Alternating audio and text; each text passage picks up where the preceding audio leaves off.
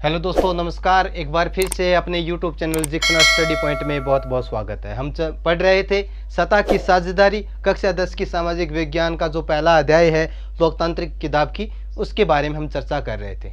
हमने देखा कि दो देशों के बीच में जो दो देशों की कहानी है बेल्जियम और श्रीलंका की, उसके बारे में हम चर्चा कर रहे थे।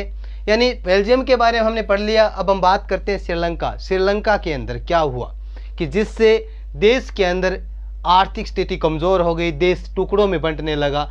ऐसा क्या हुआ, उनके बारे में हम चर्चा करते हैं। श्रीलंका के अंदर दो भाषाई समुदाय निवास करते हैं। एक तो सहेली समुदाय, एक सहेली, दूसरा तमिल। यानी ये क्या है, भाषाई समुदाय है।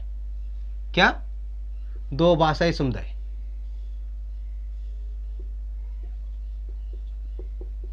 भाषाई समुदाय, ठीक है।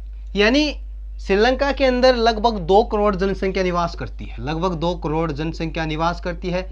उसमें से 74% सहेलियां भाषा बोलने वाले लोगों की संख्या है। जबकि हम बात करें तमिल की तो 18% लोग श्रीलंका के अंदर तमिल भाषा बोलते हैं। 18% लोग क्या करते हैं, तमिल भाषा बोलते हैं। सहेली जो भाषा बोलने वाले लोग हैं वो क्या करते हैं, बौद्ध धर्म को अपनाते हैं। यानी सहेली भाषा बोलने वाले 74% जो जनसंख्या है श्रीलंका की, वो बौद्ध धर्म को अपनाती यानी मानती है। जबकि तमिल भाषा की बात करें श्रीलंका के अंदर 18% है। वो क्या करती है, यानी वो हिंदू और मुस्लिम धर्म को मानती है। क्या मानती है? हिंदू और मुस्लिम धर्म को। हिंदू और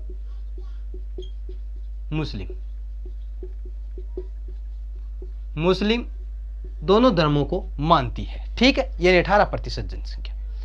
अब इसके अंदर एक 7% जनसंख्या है, वो ईसाई धर्म की है। ईसाई धर्म की है। ये ईसाई धर्म के जो लोग हैं वो दोनों भाषा बोलते हैं। कौन सी? सहेलियां और तमिल। क्या करते हैं, दोनों भाषा बोलते हैं। दोनों भाषा के लोग हैं, ठीक है। श्रीलंका के अंदर हम बात कर रहे हैं तमिल और सहेलियों की। यानी इन दोनों के बीच में विवाद होता है। लेकिन उनसे पहले हम बात करें कि श्रीलंका के अंदर जो तमिल भाषा बोलने वाले लोग हैं उनके अंदर 2 समुदाय है। एक समुदाय है श्रीलंकाई तमिल का। किसका? श्रीलंकाई तमिल का। और दूसरा है भारतीय तमिल का। भारतीय तमिल का, ठीक है। यानी जो श्रीलंकाई तमिल है वो श्रीलंका के अंदर यानी 13% लोग हैं। इस 18 में से 13% लोग क्या है, श्रीलंकाई तमिल है। जबकि 5% लोग क्या है, भारतीय तमिल है। ये भारतीय तमिल, ये श्रीलंकाई तमिल होते क्या हैं? यानी भारतीय तमिल और श्रीलंकाई तमिल की हम बात करें, यानी श्रीलंकाई तमिल ये वो लोग हैं जो श्रीलंका के शुरुआत में ही हैं, यानी शुरुआत से ही रहते आए हैं। उन तमिलों को श्रीलंकाई तमिल कहा गया है, जिनकी श्रीलंका के अंदर 13% जनसंख्या है। जबकि भारतीय तमिल यानी ये वो लोग हैं जो श्रीलंका में लाए गए थे भारत से, जो बगानों में काम करने के लिए। उनकी संतानें क्या है, भारतीय तमिल है, यानी भारतीय तमिल है। ये दोनों क्या है, आदि हिंदू धर्म को अपनाती है और आदि मुस्लिम धर्म को अपनाती है। अब हम बात करते हैं, आगे बढ़ते हैं इस पाठ में कि जरा सोच के देखिए कि बेल्जियम के अंदर बहुसंख्यक जो भाषाई लोग हैं, डच भाषा वहाँ पर सबसे ज़्यादा बोली जाती है।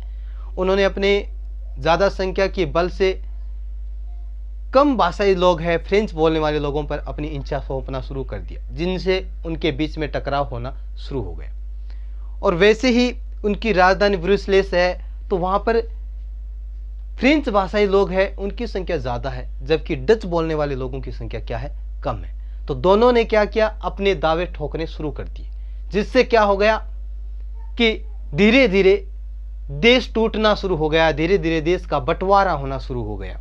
ठीक है, वैसे ही श्रीलंका सहेली आबादी का बहुमत ज़्यादा है और वे लोग अपनी मुल्क के अंदर, अपने देश के अंदर अपनी मनमानी चला सकते हैं।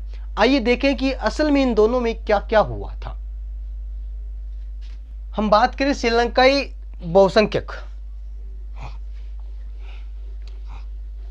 श्रीलंकाई बहुसंख्यक के बारे में हम बात करते हैं।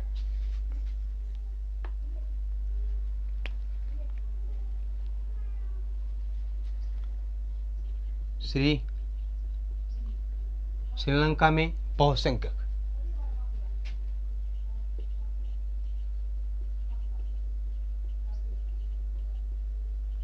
श्रीलंका में बहुसंख्यकवाद।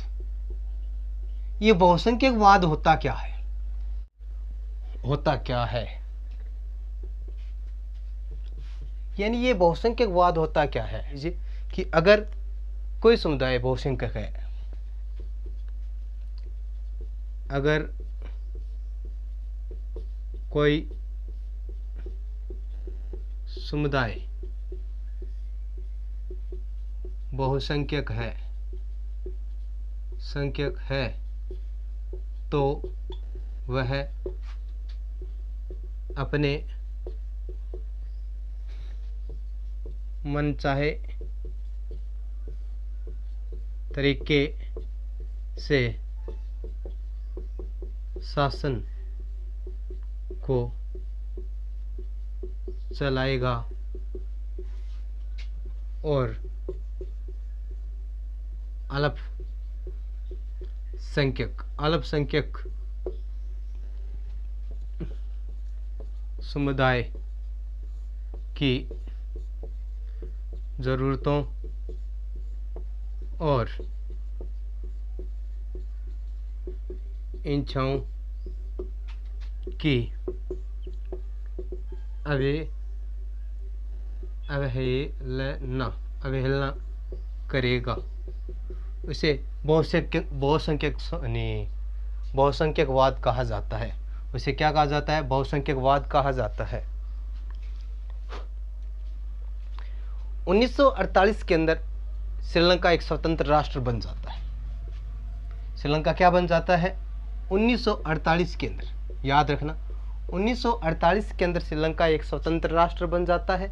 और इस श्रीलंका के अंदर सहेली समुदाय के नेताओं ने अपनी बहुसंख्यक यानी बहुत ज़्यादा संख्या के बल पर शासन का क्या कर लेते हैं?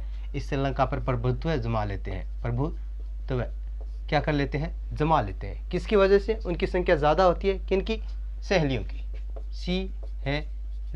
सहेली समुदाय के जो लोग होते हैं, नेता होते हैं, प्रतिनिधि होते हैं, वो क्या करते हैं? यहाँ पर अपनी बहुसंख्या यानी ज़्यादा संख्या के बल पर श्रीलंका पर प्रभुत्व स्थापित कर लेते हैं। और ये क्या करते हैं? 1956 के अंदर एक कानून पारित करते हैं। 1956 के अंदर एक कानून पारित करते हैं। उस कानून के अंदर क्या क्या बात थी वो पढ़ लेते हैं। 1956 के अंदर एक कानून बनाया जाता है। 1956 में क्या बनाया जाता है? एक कानून बनाया जाता है। कानून बनाया जाता है, ठीक है। इस कानून के अंदर क्या क्या बातें हैं उसका हम थोड़ा चर्चा कर लेते हैं। एक नंबर बात थी कि जो तमिल समुदाय के लोग थे उनको क्या कर दिया गया? दरकिनार कर दिया गया। तमिल लोगों को दरकिनार कर दिया गया। किनार कर दिया गया। दूसरी बात, सहेली को राजभाषा घोषित कर दिया, ठीक है। और पहले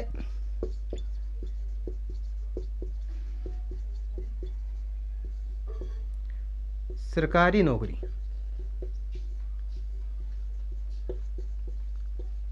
सरकारी नौकरियों में सहेली भाषा को प्राथमिकता देने की नीति चलाई गई। ठीक है। और एक प्रावधान और किया गया था इसके अंदर, इस प्रावधान किया गया था जिसके अंदर ये कहा गया कि सरकार क्या करे, बौद्ध मत का संरक्षण करे और उनको बढ़ावा दे। प्रावधान किया गया कि सरकार बौद्ध मत का क्या करे, संरक्षण करे और उनको बढ़ावा दे, और उनको क्या करे, बढ़ावा दे। देखिए कि श्रीलंका के अंदर बहुसंख्यक जो समुदाय था, यानी सहेलियों का जो समुदाय था, यानी श्रीलंका के अंदर क्या किया जाता था, सहेली भाषा को सबसे ज़्यादा बोला जाता था। 74% लोग यहाँ श्रीलंका के अंदर इस सहेली भाषा बोलते थे। उन सहेली भाषा की जो लोगों ने क्या किया कि बहुसंख्यक के ताकत पर श्रीलंका के अंदर अपना प्रभुत्व स्थापित कर लेते हैं और 1956 के अंदर एक कानून बनाते हैं। इससे पहले क्या होता है, 1948 के अंदर श्रीलंका क्या बन जाता है, स्वतंत्र राष्ट्र बन जाता है। स्वतंत्र राष्ट्र बन जाता है। ठीक है, यानी 1948 के अंदर, यानी 1956 के अंदर एक कानून बनाया जाता है। उस कानून के अंदर तमिल लोगों को दरकिनार कर दिया जाता है और सहेली जो भाषा है उसको राजभाषा घोषित कर दी जाती है। विश्वविद्यालय और सरकारी नौकरियों में सहेली भाषा को प्राथमिकता देने की नीति चलाई गई। क्या की गई, प्राथमिकता देने की, किसकी, यानी सहेली भाषा को प्राथमिकता देने की नीति चलाई गई। और इस कानून के अंदर ये प्रावधान किया गया कि जो सरकार है वो क्या करे, बौद्ध मत यानी बौद्ध धर्म को मानने वाले लोग हैं या बौद्ध धर्म के जो विचार है उनका क्या किया जाए, संरक्षण किया जाए, उनको बचाया जाए और उनको बढ़ावा दिया जाए। ठीक है, लेकिन इन सब से तमिल लोग थे वो क्या हो गए, नाराज हो गए। यानी इन सब से तमिल लोग क्या हो गए, नाराज हो गए। उनके बारे में देखिए कि तमिल लोगों ने क्या किया, नाराजगी जताई और उनको लगने लगा कि ये जो कानून बनाया गया है वो क्या है, हमें बेगानापन महसूस करवा रहा है। तमिल लोगों के बारे में हम पढ़ लेते हैं। ये जो कानून बनाया गया 1956 वाला, श्रीलंकाई तमिल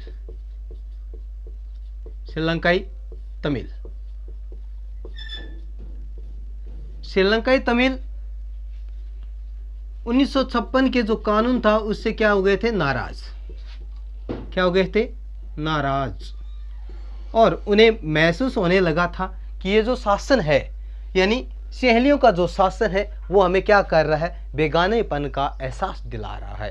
क्या कर रहा है, बेगानापन बढ़ा रहा है, बेगानेपन का एहसास दिला रहा है। यानी उन्हें लगने लगा था कि जो शासन व्यवस्था है वो हमें क्या कर रहा है, दरकिनार कर रहा है, बेगानेपन यानी अकेला छोड़ना चाहता है। ठीक है, यानी उन्होंने लगने लगा कि सरकार उनकी भाषा और संस्कृति का क्या कर रही है, असंवेदनशीलता दिखा रही है। यानी उन्हें ये लगने लगा था कि जो सरकार है, सरकार क्या कर रही है, सरकार कर रही है कि उनकी जो संस्कृति है, संस्कृति और भाषा को क्या कर रही है, नष्ट करने का प्रयास कर रही है। किसकी, तमिल, श्रीलंकाई तमिल की जो भाषा और संस्कृति है, जो सहेली समुदाय की जो सरकार है, जो शासन व्यवस्था है वो क्या कर रही है, उनकी संस्कृति, उनकी भाषा को नष्ट करने का प्रयास कर रही है। तो उन्होंने लगने लगा कि जो संविधान है और सरकार की जो नीतियां हैं उन्हें राजनीतिक अधिकारों से क्या कर रही है, वंचित कर रही है। श्रीलंकाई तमिल को लगने लगा कि जो शासन व्यवस्था है वो क्या कर रही है, उन्हें राजनीतिक अधिकारों से वंचित करने का प्रयास कर रही है। राजनीतिक अधिकारों से क्या कर रही है, अधिकारों से वंचित रखने का कार्य कर रही है, वंचित रखने का कार्य कर रही है। और जो सरकारी नौकरियां हैं और अन्य कार्य है उसके साथ उनके साथ क्या किया जा रहा है, भेदभाव किया जा रहा है। क्या किया जा रहा है, भेदभाव किया जा रहा है। श्रीलंकाई तमिल को लगने लगा था कि जो सरकारी नौकरियां हैं और अन्य जो कार्य हो रहे हैं उनके साथ क्या किया जा रहा है, उनके साथ भेदभाव किया जा रहा है और उनके हितों की अनदेखी की जा रही है। श्रीलंकाई तमिल को ये लग रहा था जो शासन व्यवस्था है, जो सरकार है, वो उनके हितों की क्या कर रही है, अनदेखी कर रही है। हितों की क्या कर रही है, हितों की अनदेखी कर रही है, अनदेखी कर रही है। ठीक है, यानी ये सब होने के बाद दोनों समुदाय के अंदर यानी सहेली और तमिल लोगों के बीच में टकराव और ज्यादा फैल गया। यानी ये टकराव क्या होने लगा, धीरे धीरे गृह युद्ध में बदलने लगा।